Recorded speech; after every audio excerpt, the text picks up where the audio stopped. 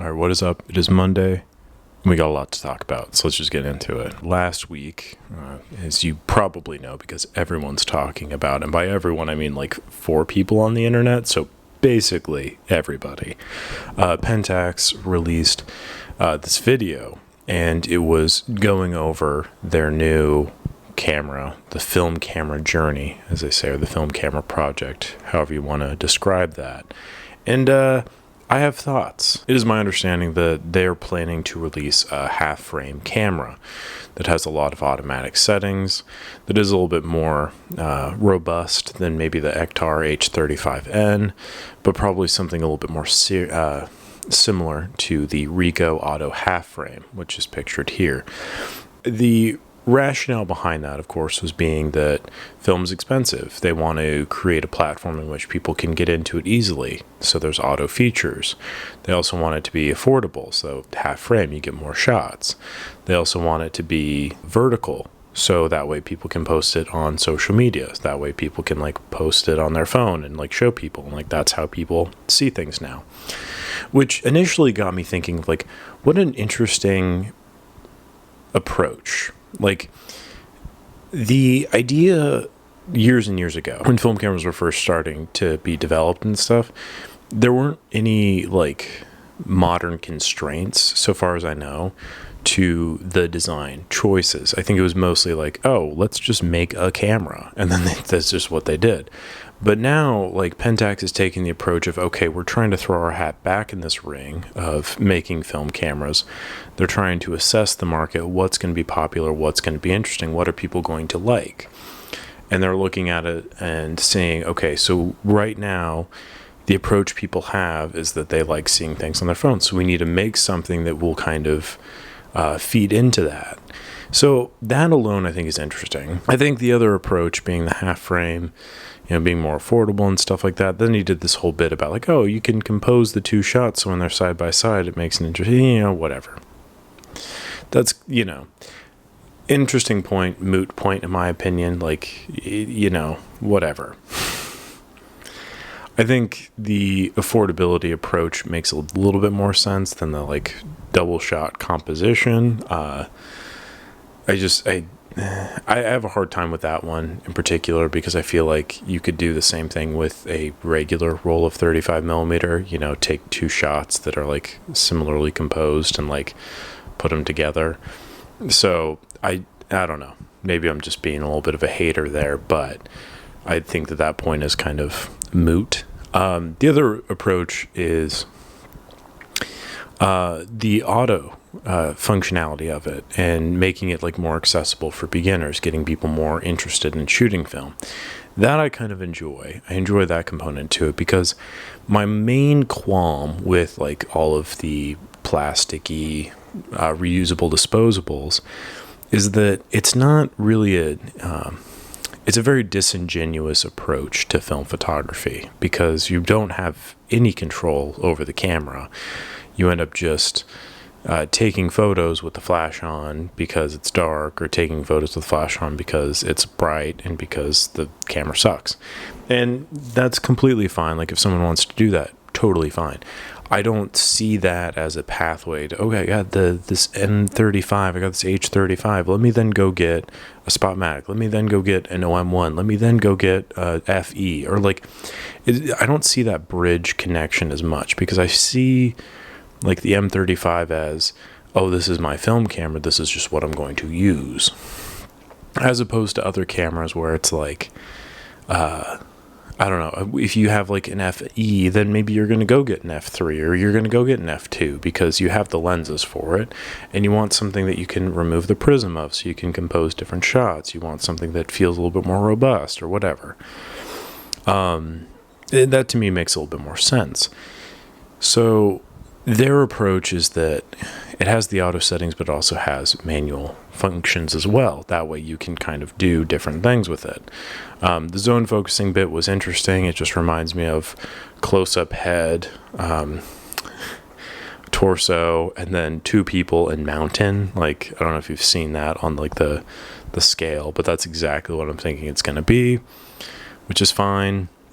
And I think the ultimate point that I wanted to address is like, Okay, that's what it is. Like for, whatever year since it's been announced, or 6 months or something like that, we've all been like, oh, what's it going to be? What's it going to be? I was like, I want it to just be a Spotmatic. Like, just make a new Spotmatic. Like, that's all I want.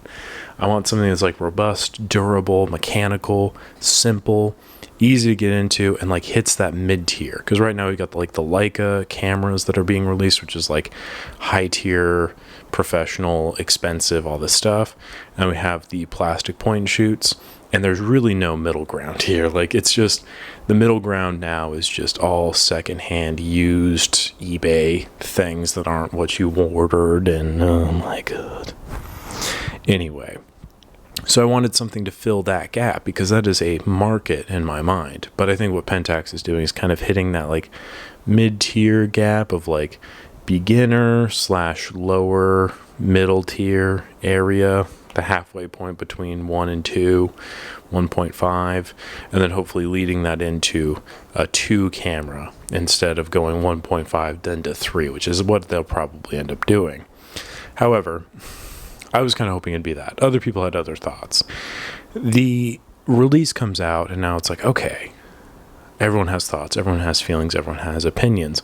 But ultimately, what did we want? Like, what did we as a community, what did you as an individual, what were you hoping for exactly? And not like, well, this is what you get, idiot, so be grateful. But like, genuinely, like, what were you expecting? Because I like, going back to the news, I don't really know what ultimately I was expecting. I think I had like ideas of what I would have liked. I don't know if that's the worst thing in the world. Like, again, we just need something, so it's better than nothing. Might not be what I wanted, but at the same time, their approach leads me to think that it's something they've obviously spent a lot of time and money developing.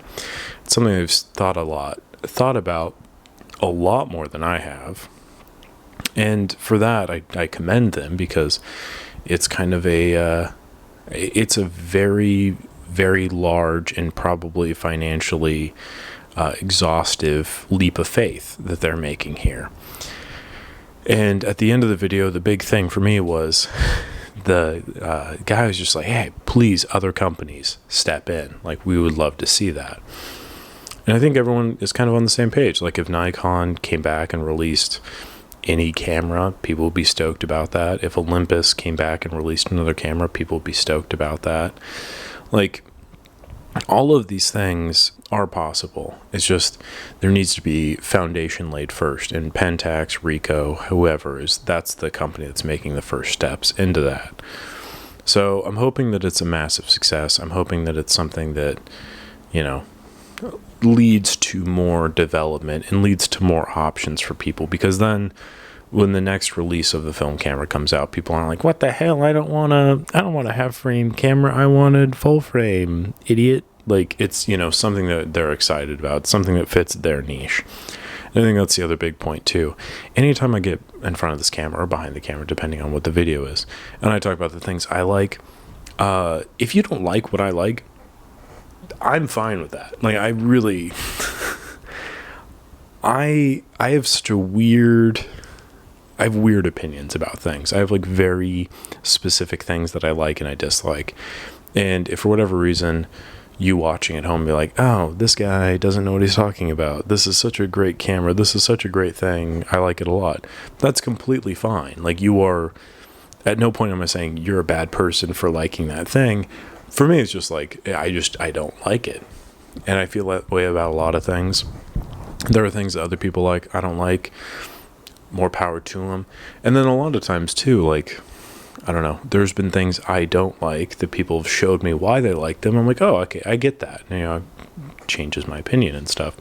So I think with this whole reveal, I was like, well, I don't really like half frame, so this is stupid. But then I'm like, no, it actually does make sense. Like, it does make sense. I can see kind of a market for it, but I will say there's not a lot of clamoring for half frame photography out there. Like, I don't know the exact numbers on the H35, but I do know within my specific communities, which again are very narrow, so take that with a grain of salt. It's not a very popular option. In fact, I mention it often to people as a camera I really don't like. People are like, what are you talking? What is that? Like, what even is it? So it leads me to believe that it might not be the most compelling market. But that being said, this being more of a professional camera from Pentax, it holds a bit more significance. It holds a bit more weight. So I hope that it kind of holds up to that name and delivers quality. The other big thing was the guy took some pictures, and they do look pretty nice. One of them, I believe, was kind of at night, and it came out pretty sharp. And he only like flashes them on screen for a minute, so it's kind of hard to see, but it's pretty cool. So overall takeaway, I don't know. It's not a $5,000 Super 8 camera. That's the big bit for me, which I think that was just ubiquitously hated news. It's something that's probably going to be a little bit more financially manageable for a lot of people to purchase. I think there's a bit more intrigue to it. And I think, again, it lays a foundation for other companies to kind of pursue a similar thing, and for, people to experiment more with newer formats, such as half-frame shooting. And maybe they come to realize, hey, this is something I really like. And maybe it's the same for me too. Maybe I've got like a couple Canon Demis laying around. Maybe I finally start shooting with one of those and think, hey, this actually isn't so bad. I want to do this regularly. I've just not gotten to that point, and maybe it's because I have so much other shit, but maybe it is something that I've just like willfully ignored because of whatever perceptions I have about the quality or about the format itself.